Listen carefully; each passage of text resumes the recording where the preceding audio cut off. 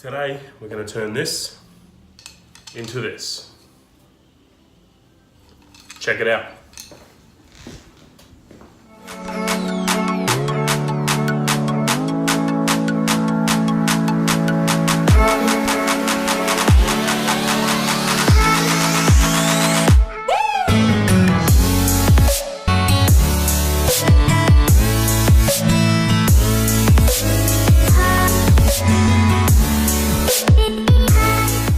G'day everyone, so I picked up a couple of these a fair while ago now, probably 6 months ago. Now I'm told that this is plum wood from a plum tree, so it's not a bad looking wood. You check it out there. Nice and dry and ready to go, so come over to the lathe and we'll get cracking. We're going to make 2 Captive Ring Goblets out of these today. Let me know in the comment section below if you think that it's a different type of wood. I'm still trying to learn all the different types that there are out there because there's an endless amount and I'm just going off what I'm told. So if you don't think this is plum wood, let me know in the comment section below.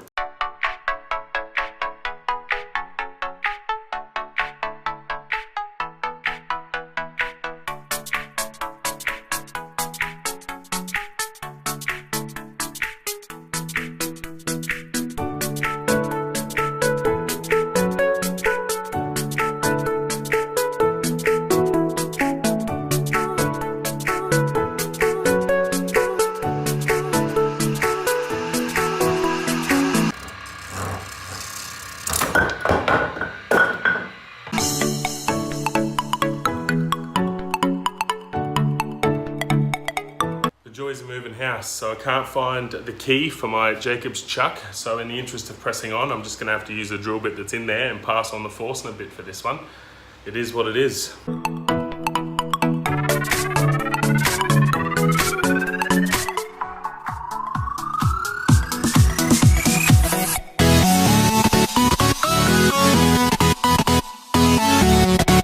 So when we hit our first 100 subscribers on the J&D Creations Facebook page, we decided to do a giveaway. And that giveaway was a ringed goblet. Now I went out and bought myself a Robert Sorby Captive Ring tool.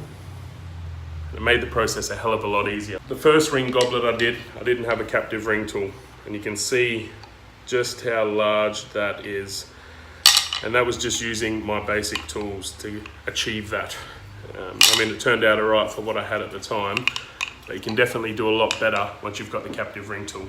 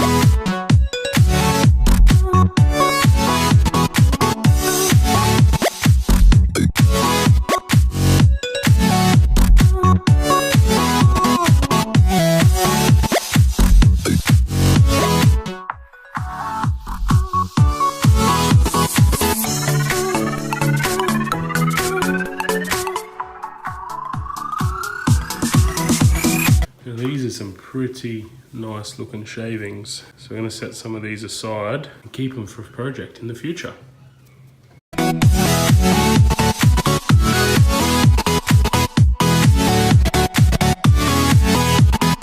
So unfortunately things didn't go to plan. Whilst I was sanding the second goblet, we lost the ring on it, the captive ring, and then the bottom split.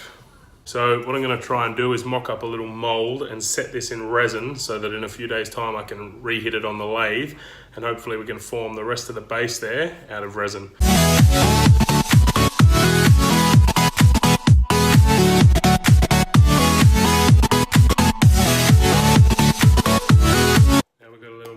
We just need to fill the inside with hot glue to seal it all off so the resin doesn't leak. I'd say it's dry.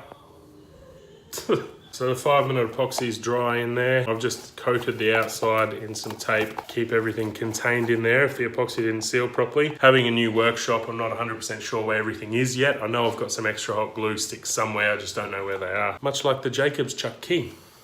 Let's fill this up and see how we go. I'm going to sit this in the base of the mold so that we've got something to make a tenon out of, and so we're not wasting resin. So a bit of a resin saver there at the bottom.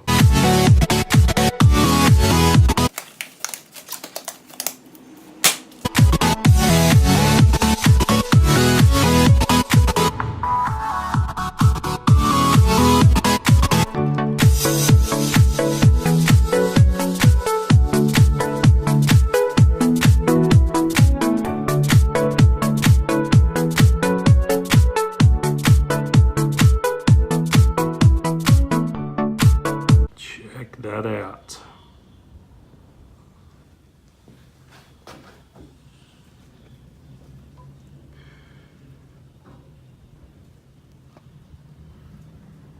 Right guys, now comes the hard part. I gotta leave it 24 hours to cure. For you, that doesn't mean anything because you're gonna see it right about now.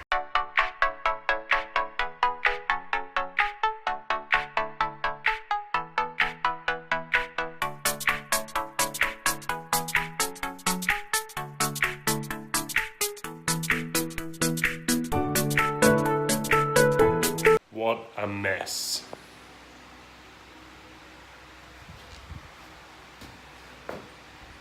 Shavings are actually pretty cool though. They're like a bluey red. So we used pearlescent mink and pearlescent turquoise pigments in the resin. You can see like that one there. You've got the blue and the red there. Quite cool, but they are everywhere. Now got our tenon formed there. So I'm gonna take the center out, chuck it in the chuck, chuck it in the chuck. We should be good to start turning something out of this base.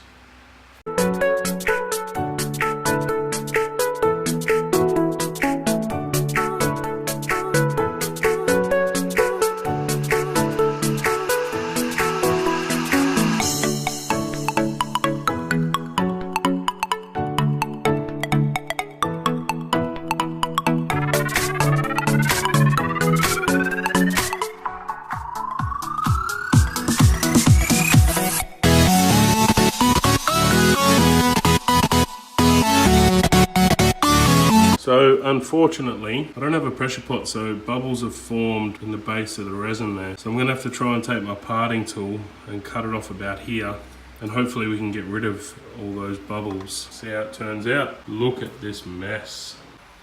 Not looking forward to cleaning this one up, that's for sure.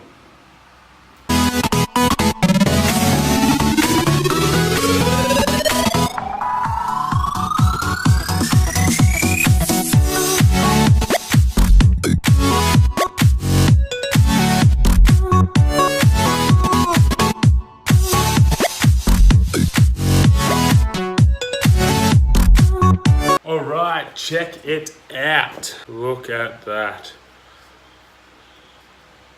It's just time for a brand on the bottom now. You can see under there the original base where it's snapped. That's come up really well considering. I forgot to press record on the camera when I was parting this off the lathe, and it actually did fly off. There was a layer of resin between the resin saver and the actual base, so as soon as the tool hit that, it just let go. So unfortunately, we did get a couple of little marks from it flying off, but all in all, for a first time experiment like that, I've never done resin with a goblet before. I think it turned out quite well. Now for the brand.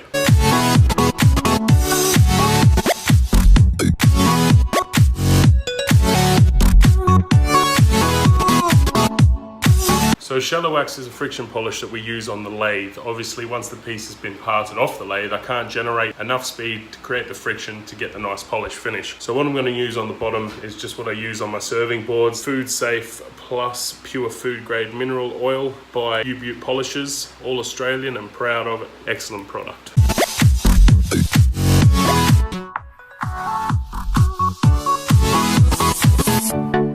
And there we have it, guys, the set complete. We've got this one here. It looks almost a bit like a Galaxy, so we might refer to this one as the Galaxy Cup, I think. And then we've got Captive Ring Goblet, or the Halo Cup. That's a pair. Thanks for tuning in, guys. Really appreciate it. It'd mean the world to us if you could leave a like on the video, a subscription to the channel, leave your comments down below. If you've got any ideas of stuff you want us to have a crack at creating, make sure you hit us up. You can find us on Facebook, email us, and obviously on YouTube where you are. So leave those comments below or hit us up via email or Facebook Messenger. Leave a comment on our Facebook page and we'll see you next week.